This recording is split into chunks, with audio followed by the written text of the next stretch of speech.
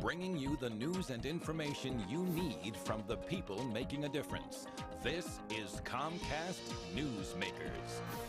And welcome back to Comcast Newsmakers. I'm Steve Swat. My guest this segment, Roger Niello, member of the State Assembly from Fair Oaks, yes, and a vice chair of the Budget Committee. Well, immediate past. Emeritus, shall we say. Yes, emeritus. And let's talk a little bit, not really about the budget that just passed. There's been so much discussion about that, and some discussion about moving forward.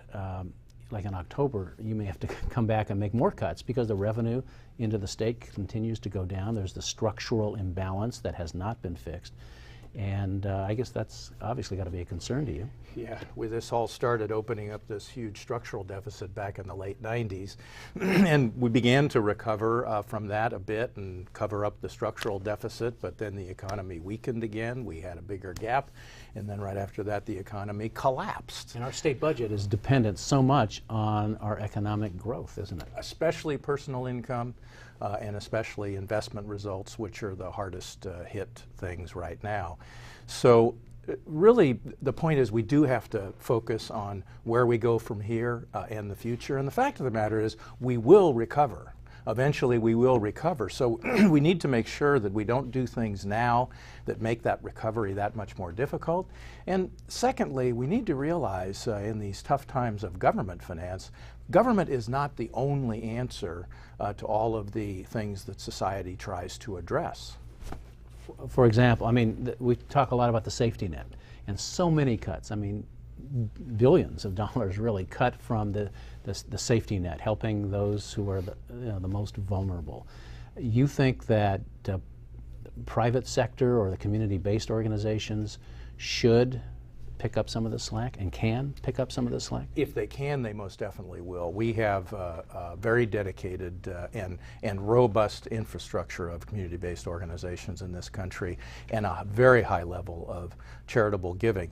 The ultimate safety net is that which brings people out of the problems that they have. And the welfare system with CalWORKS is a perfect example of that. And there's an organization in Oakland called STRIDE, which actually does welfare to work training, and they get absolutely no government assistance, and it's tremendously successful. So frankly, the cutbacks really aren't going to hurt that organization at all. It will continue to educate disadvantaged people for jobs in the private sector. And yet, while we're going through this recession, I mean, isn't charitable giving sort of on the chopping block for a lot of people? Sure. And a lot of companies and businesses have to let people go.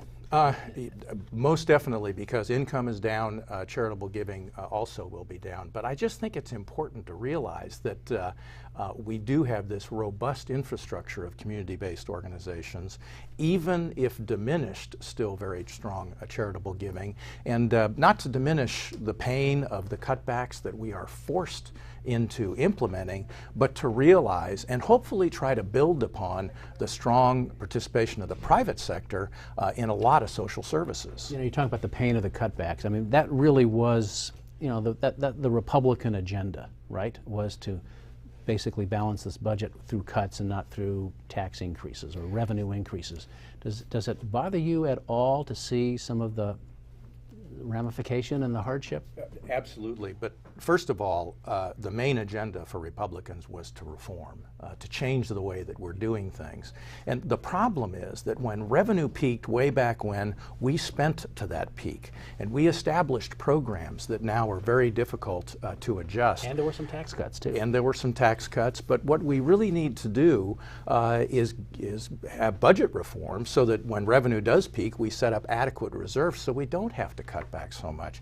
Our agenda is not to cut expenses.